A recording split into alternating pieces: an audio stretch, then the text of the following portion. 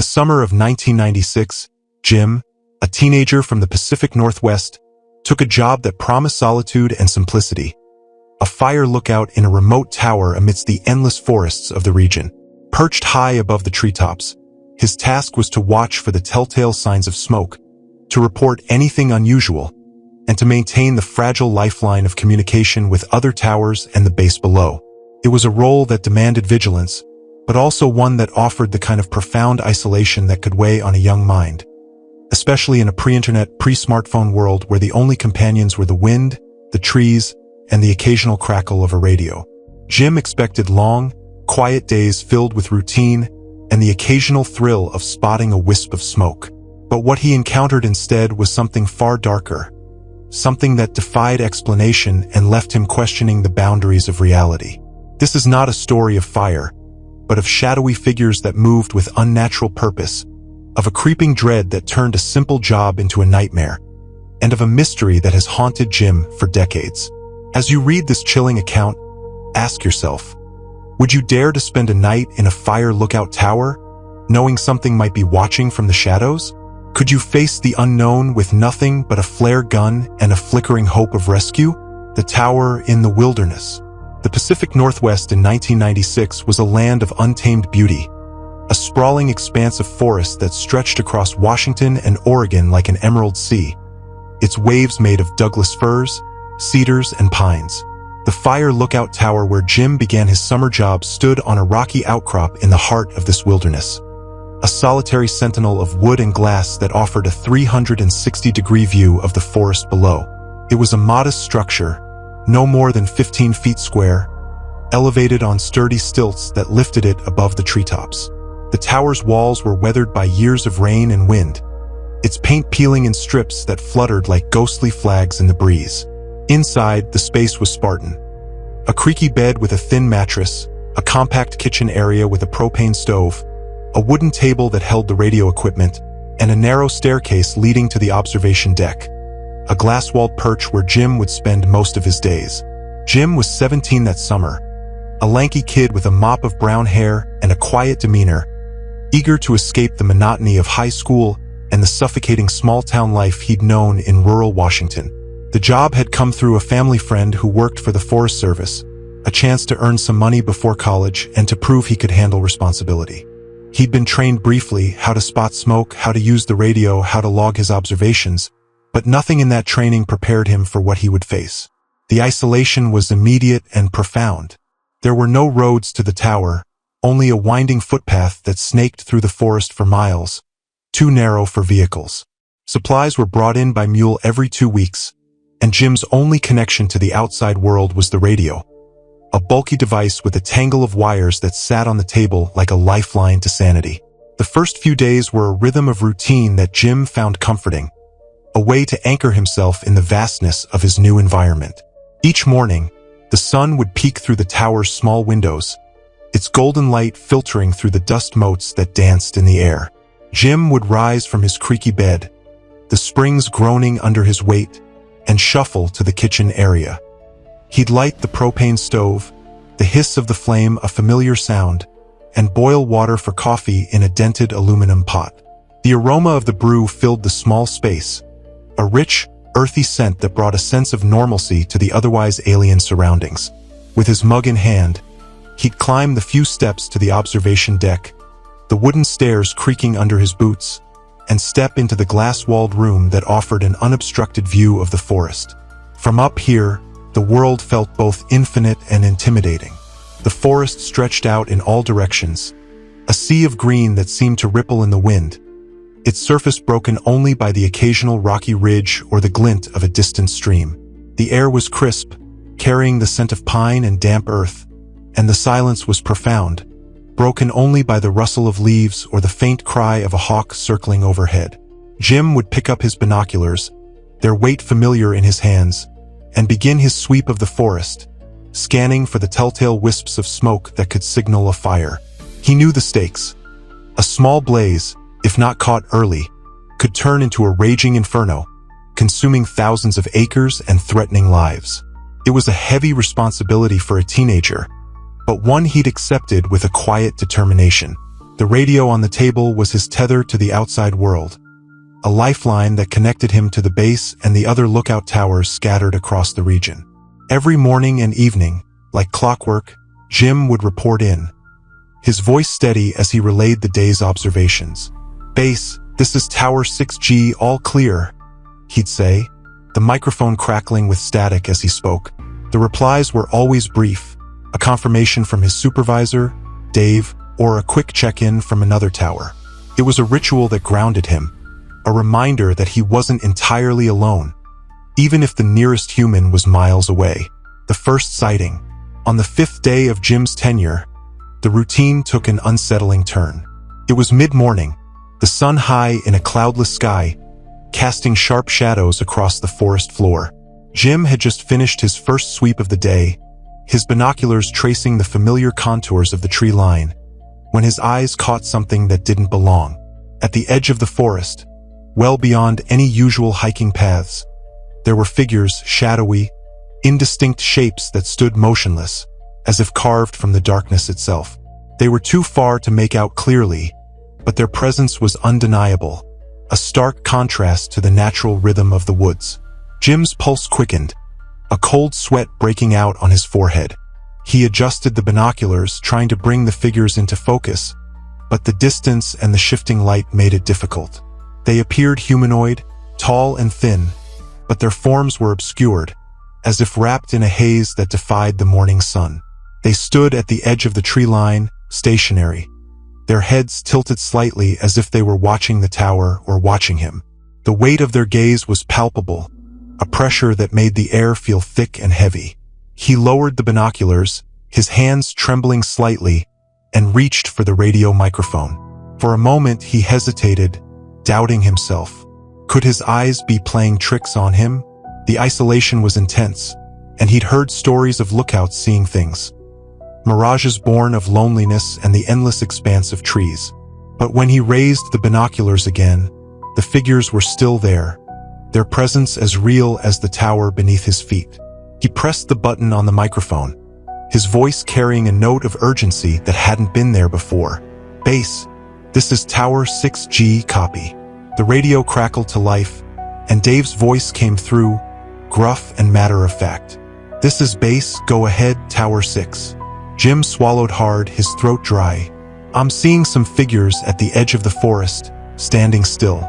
Non-animals, they look human or humanoid at least, over." There was a brief pause, the static on the line stretching the silence into something oppressive. Then Dave responded, his tone dismissive.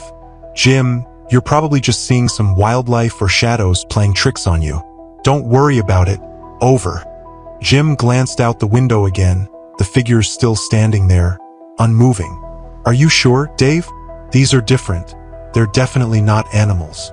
Dave's voice came back, now tinged with irritation. "Jim, it's your first week. You're not used to the woods yet. Things can look weird, especially when you're isolated. Keep your focus on spotting fires. Over." The conversation ended with a click, and Jim set the microphone down, his stomach churning. Dave's dismissal stung, but more than that, it left him feeling more alone than ever. He grabbed his logbook, a spiral notebook with a faded cover, and wrote down the time and location of the sighting. 10:47 a.m., edge of tree line, approximate 500 yards SE of tower, shadowy figures, humanoid, stationary. He tried to return to his duties, sweeping the floors with a worn broom, cleaning the windows with a rag that smelled faintly of vinegar, and organizing the canned food in the pantry, stacking the cans of soup, beans, and peaches by type and expiration date. But his eyes kept drifting to the edge of the forest, half expecting the figures to have moved closer. Each time he looked, they were still there, their presence a constant weight on his mind. The afternoon wore on, the sun climbing higher in the sky, and Jim forced himself to focus on another sweep of the forest.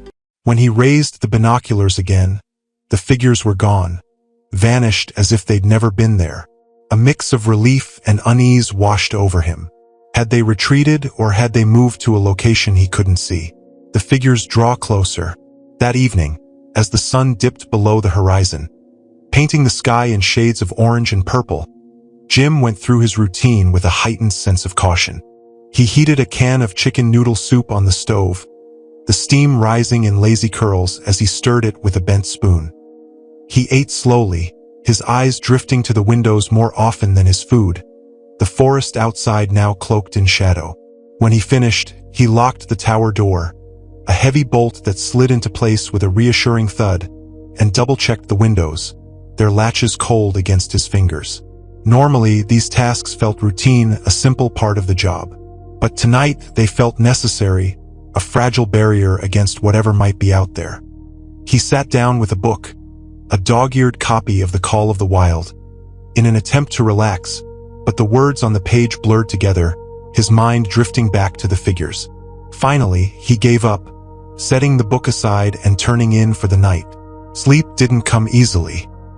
He lay in bed, staring at the ceiling, his ears straining for any sound out of the ordinary.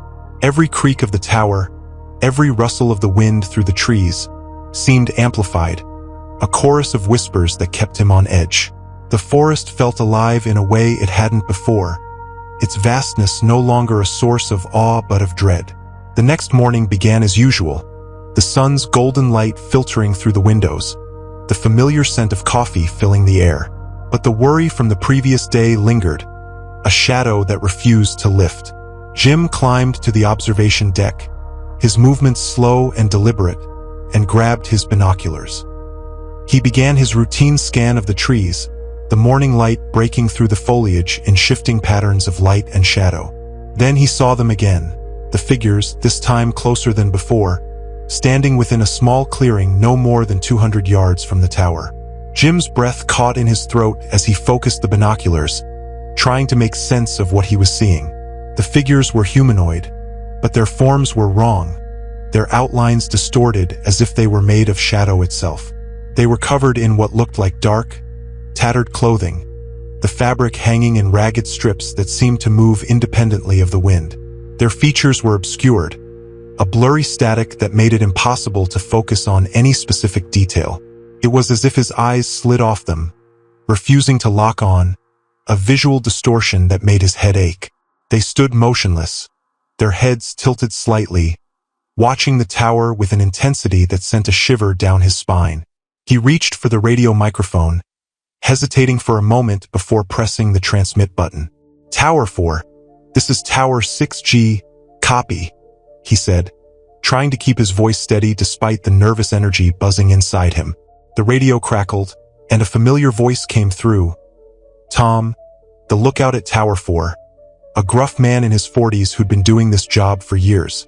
"This is Tower 4, I read you, Tower 6. What's going on?" Jim took a deep breath, choosing his words carefully. "Have you seen anything unusual out there lately? Specifically, shadowy figures at the edge of the forest."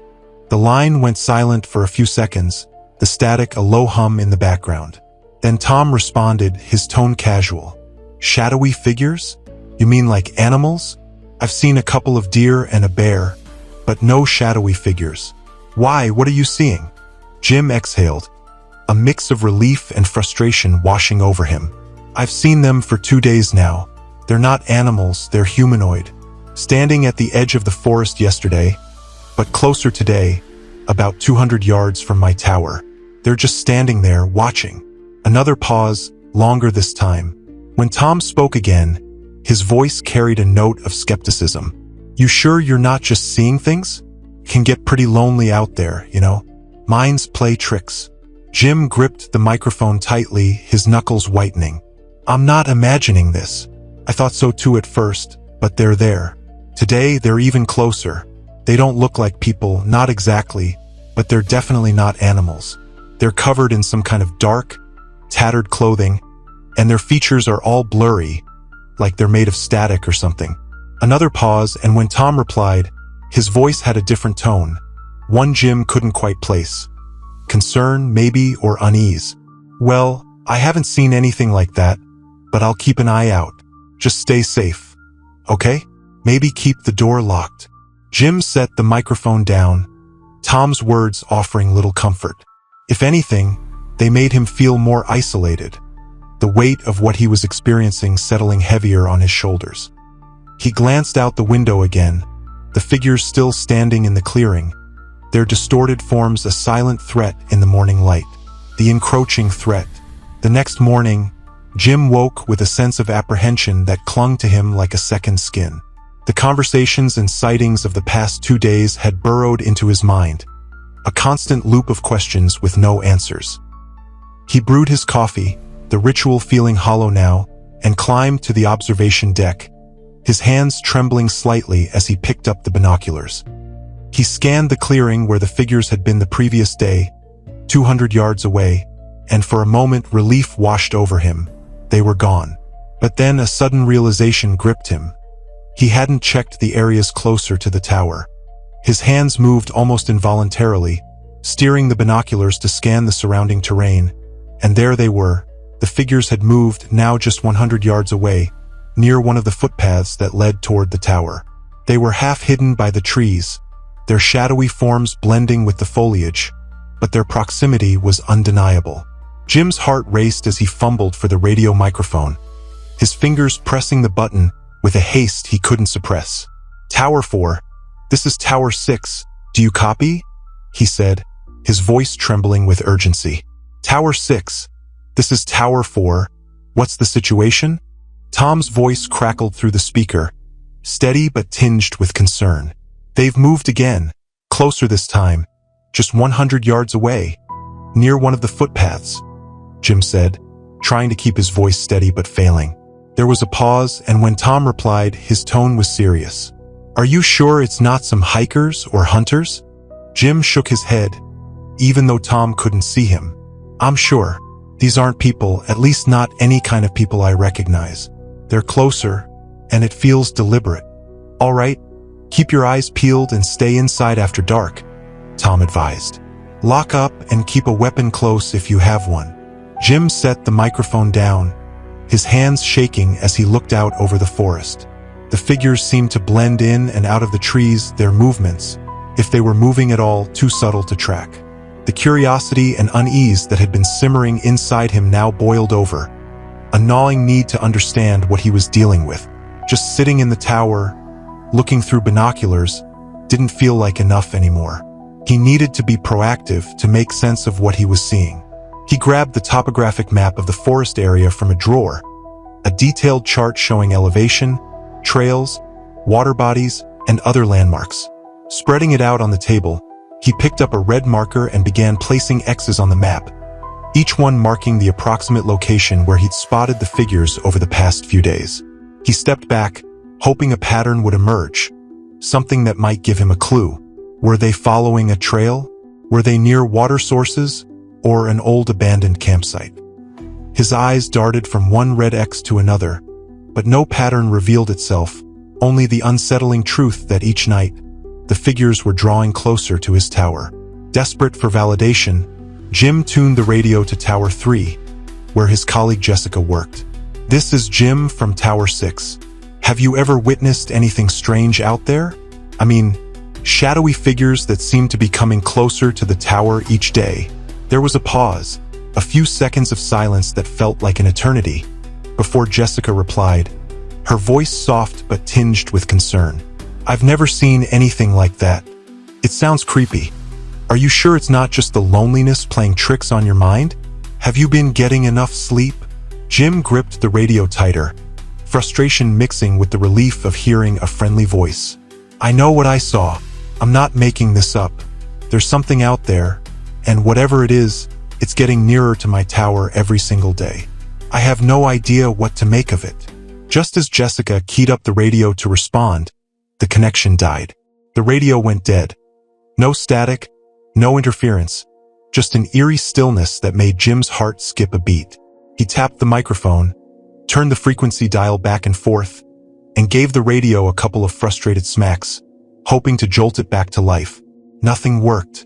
The dead radio intensified his isolation tenfold, a sudden severing of his only link to the outside world, as if an invisible hand had cut him off, leaving him to face the encroaching threat alone. The night of terror. Night descended on the forest, and the darkness felt more oppressive than ever, a thick blanket that seemed to tighten with each passing minute. Jim gripped his binoculars, hesitating as he scanned the forest below, a sinking feeling in his stomach turning into a pit of dread. The figures were there, but they were no longer at a safe distance. They were almost right underneath him, nearly at the base of the tower. A shiver crawled up his spine, raising the hairs on the back of his neck. The gravity of the situation hit him hard. This was no longer a distant curiosity or a vague threat. He felt cornered, his options dwindling as the figures drew nearer. He rushed to take stock of what he had to defend himself. The tower was woefully unprepared for any real threat. He had a flashlight with dimming batteries, its beam weak and flickering, a basic fire extinguisher mounted on the wall, and a flare gun with a single flare, a last-ditch tool meant for signaling help in case of a fire. There were no real weapons, nothing that would be considered reliable for self-defense. His eyes darted to the furniture. The chair, the table, the shelves, and in a burst of anxious energy, he dragged them in front of the entrance, barricading the door as best he could. It was a feeble barrier, he knew, but it was all he had. Jim sat there, his heart pounding in his chest, listening for any sound that might indicate what came next. The wind rustled through the trees, a low, mournful sound, and his own breath came quick and shallow, filling the room with the rhythm of his growing anxiety. Time stretched out, each second feeling like an eternity as he contemplated what the figures might do and how he could respond with his limited resources. The tower creaked, the leaves rustled, and each sound drove his pulse higher. He felt like a cornered animal, his eyes darting to the barricaded door over and over again, expecting it to burst open, revealing whatever awaited him outside. Gathering his courage, he reached for the binoculars again, his hands trembling as he lifted them to his eyes. He looked down to the base of the tower, half hoping, half dreading what he'd see. The figures were still there, as stationary as before, their shadowy forms blending with the darkness. They hadn't advanced, but they hadn't retreated either. They seemed to be waiting, as if for a specific moment or a sign. The standoff continued, the tension unbearable, Jim's mind racing through different scenarios. What did they want? Why were they here? Why hadn't they moved? The questions circled in his head, a whirlwind with no answers. As the first rays of dawn cut through the darkness, Jim watched through his binoculars as the figures began to retreat. They moved back into the forest, their distorted forms blending with the trees until they were swallowed by the morning mist. Even though the sunlight should have signified safety, Jim felt none of it. The chill inside him persisted, a cold that had nothing to do with the temperature. He sat back in his chair, trying to collect his thoughts, but his mind was a whirlpool of questions that looped back on themselves, offering no escape or answers. The flare in the night. The day dragged on, each hour stretching out as Jim went through the motions of his duties. He swept the floors, ate a can of peaches, the syrup cloying in his mouth, and tinkered with the radio in a futile attempt to get it working again.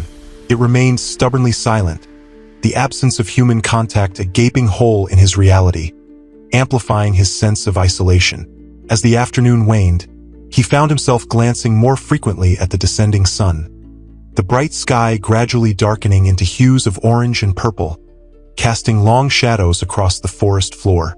The beauty of the sunset was lost on him. Instead, its fading light served as a reminder that another night was approaching. Another night with the figures. Another night of not knowing what would happen when the world outside his tower plunged into darkness. The night sky was darker than usual, a blanket of darkness thrown over the forest, with no moon and the stars hidden behind a thick layer of clouds. Jim's eyes adjusted just enough to see the figures at the base of the tower, circling around, staying just out of the range of clear vision. They were close enough to make out their shadowy forms, but far enough to keep him guessing. His hand rested on the flare gun next to him on the table, thoughts rushing through his mind, each one grappling with a dilemma. Should he fire the flare gun? Would it drive them away? Or would it provoke something he wasn't prepared to handle? Suddenly, his ears picked up a noise that stood out from the background sounds of the forest. A consistent scratching, coming from directly below at the base of the tower. This wasn't just the wind or an animal passing through. It was deliberate, rhythmic, as if something was trying to ascend the tower. Jim's heart felt like it was about to jump out of his chest, the realization filling him with a mixture of fear and urgency. Reacting more out of instinct than reasoned thought, he stood up abruptly, the flare gun in his hand. He took a deep breath to steady his shaking hands, aimed the gun skyward through the open window, and pulled the trigger. The flare soared high, cutting through the darkness with a hiss, illuminating the forest in an eerie red glow, like a scene from an apocalyptic landscape. As the flare ascended, the scratching sound stopped, and the figures recoiled, retreating into the darkness beyond the trees. For a split second, the world was silent except for the sound of the flare as it reached the peak of its ascent. A momentary victory. But even as the flare began its descent, illuminating a smaller and smaller portion of the forest, the weight of Jim's decision began to sink in. Had he just warded off danger, or had he escalated a situation he didn't fully understand? Then he noticed the flare's fiery tail ignite a cluster of dry leaves on the ground. His heart sank as a small fire began to spread, the flames licking at the underbrush with a hungry crackle. Jim snapped into action, grabbing the fire extinguisher from the wall, its weight reassuring in his hands. He rushed down the stairs, adrenaline pumping through his veins, and removed the barricades he'd set up at the entrance, ignoring the voice in his head warning him of the dangers outside. He threw open the door and raced down the stairs that wrapped around the tower, his feet pounding the ground as he sprinted toward the small fire. The fire extinguisher felt heavy but manageable as he pulled the pin and aimed it at the base of the fire. With a squeeze of the trigger, it discharged, covering the flames in a cloud of foam. The fire sputtered, crackled, and then died, replaced by a cloud of smoke that slowly dispersed. As the smoke cleared, the gravity of what Jim had just done set in. He'd extinguished the fire, yes, but he'd also stepped out of the safety of the tower, exposing himself to whatever might be out there. His eyes darted around the forest, scanning the darkness for any sign of the shadowy figures.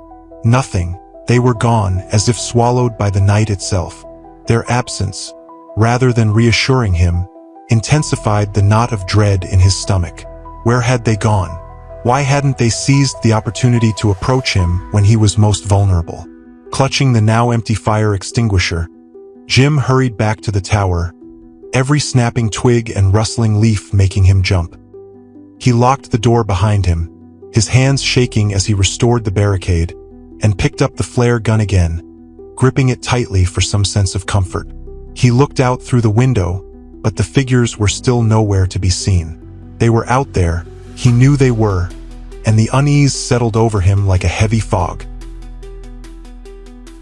After a couple of hours, the sun began to rise, casting its golden light over the trees and filling the sky with shades of orange and pink.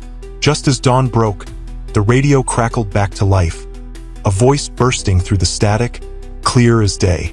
"Tower 6, this is base, you copy?" Jim lunged for the microphone, relief flooding through him. "I copy," he responded, his voice hoarse with exhaustion. "You won't believe what happened here last night. I saw those figures again, but they were closer, right at the base of the tower, and the radio went dead." "Slow down, Jim. Start from the beginning," the voice on the radio said, calm but firm. Jim recounted everything, the figures, the scratching at the base, the flare gun, and the fire he'd had to put out himself. "The fire extinguisher is empty, and there's a burned area in the forest," he finished, his voice trembling. "We're sending a rescue team. Sit tight," the voice confirmed. Within a couple of hours, Jim heard the distant rumble of an engine growing steadily louder, a sense of relief washing over him as a vehicle finally pulled up near the tower. The rescue team poured out, inspecting the tower and the area around it. When they reached Jim, their faces changed. They could see he was visibly shaken, his eyes wide and his hands trembling. "Are you okay?" one of them asked, a burly man with a Forest Service patch on his jacket. "I've been better," Jim replied, forcing a weak smile. They found the markings at the base of the tower, exactly where Jim had heard the scratching. Claw marks etched into the wood, confirming that something had tried to climb up. They also found the charred remnants of the flare and the extinguished area of the fire. Despite the evidence, skepticism clouded their faces. Could be raccoons or maybe another kind of animal. One team member suggested, examining the claw marks. You think a raccoon fired a flare gun and started a fire? Jim snapped, frustration boiling over. It's more likely that you're suffering from isolation and stress. Another team member chimed in, his tone sympathetic but firm. These jobs can get to you, especially when you're out here alone. Jim insisted, I know what I saw. These weren't animals. They were human-shaped, tall figures just standing there, and they were getting closer each night. Look, Jim, we all get a little stir-crazy out here. It's normal, the team leader said, not unkindly. You said yourself the radio was out, you were cut off, isolated. Maybe your mind was playing tricks on you. Jim shook his head, disbelief and frustration warring inside him. It was clear they weren't taking his claims seriously, dismissing his experience as the product of isolation and paranoia. As he climbed into the rescue vehicle, his feelings were a tangled mess. Relief flooded over him. He was finally getting out of this isolated place, but frustration simmered beneath the surface, a boiling anger at the lack of validation. The engine roared to life and they started to pull away. Jim glanced back at the tower as its wooden frame became smaller in the distance, the forest swallowing it whole. As the vehicle navigated the uneven forest road, he couldn't help but think about what he was leaving behind. The tower, the markings, the unknown figures. These weren't just figments of his imagination. They were real. The memory of those events replayed in his mind. A nagging thought that the forest was harboring something it shouldn't. Something inexplicable and unnerving that defied logic and understanding. A return to the past. Years passed, but the memory of those unexplained figures never left Jim. Now in his 40s, he'd built a life far from the wilderness. A small house in a quiet suburb, a job as a high school history teacher, a wife and 2 kids who filled his days with laughter. But the tower haunted him, a shadow that lingered at the edges of his mind, surfacing in nightmares where shadowy figures stood just out of sight. After much internal debate, he decided it was time to return, to face the past and seek some kind of closure. He drove toward the forest, his hands gripping the steering wheel tightly, the familiar landscape unfolding around him. Endless trees, rocky ridges, the air thick with the scent of pine. He parked his car at the edge of the tree line and took a deep breath, steeling himself before starting the hike to the tower. The path was overgrown now, vines snaking across the trail, but the route was etched into his memory, each step a journey back in time.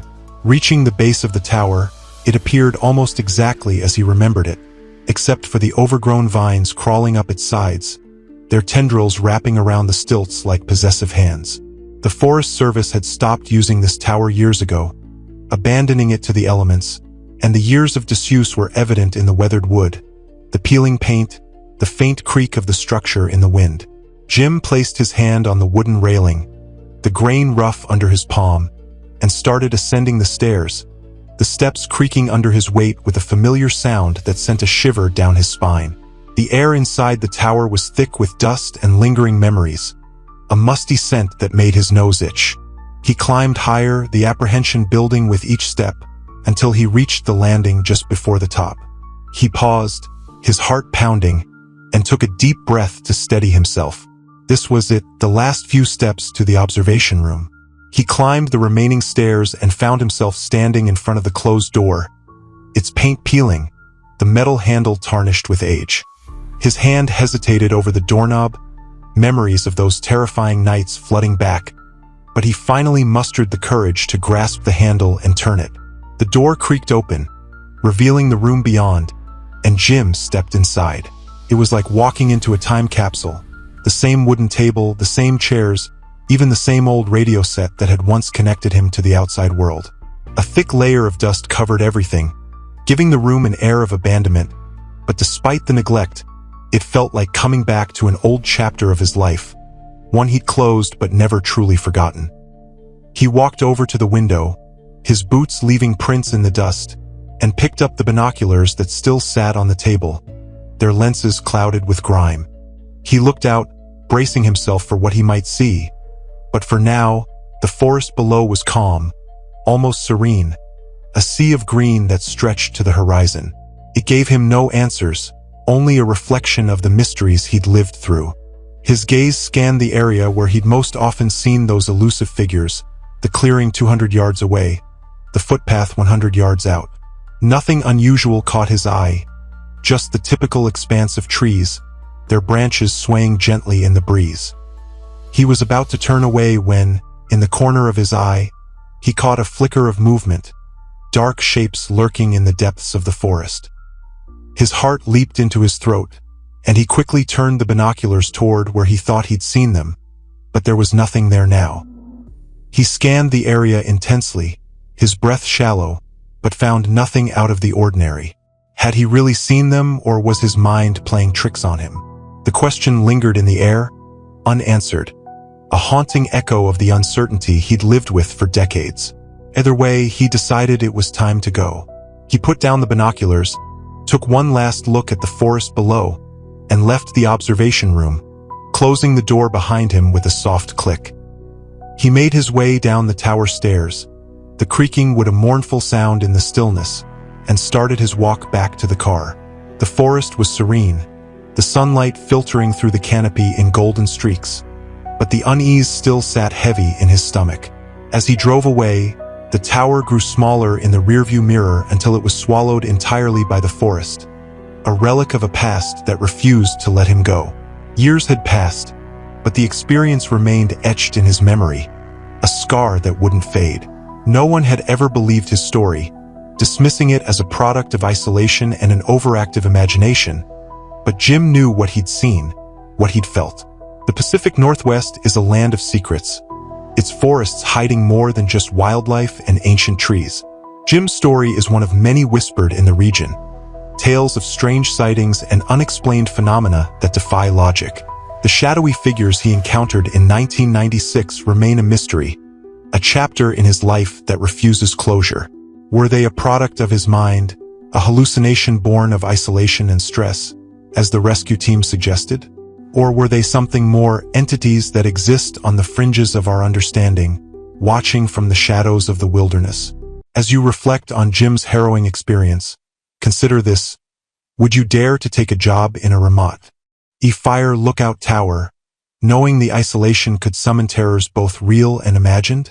Could you face the unknown with nothing but your wits and a flare gun? Or would you flee at the first sign of something watching from the trees? The forest holds its secrets close, and for Jim, the truth may never be known. But the chill of that summer in 1996 will never leave him.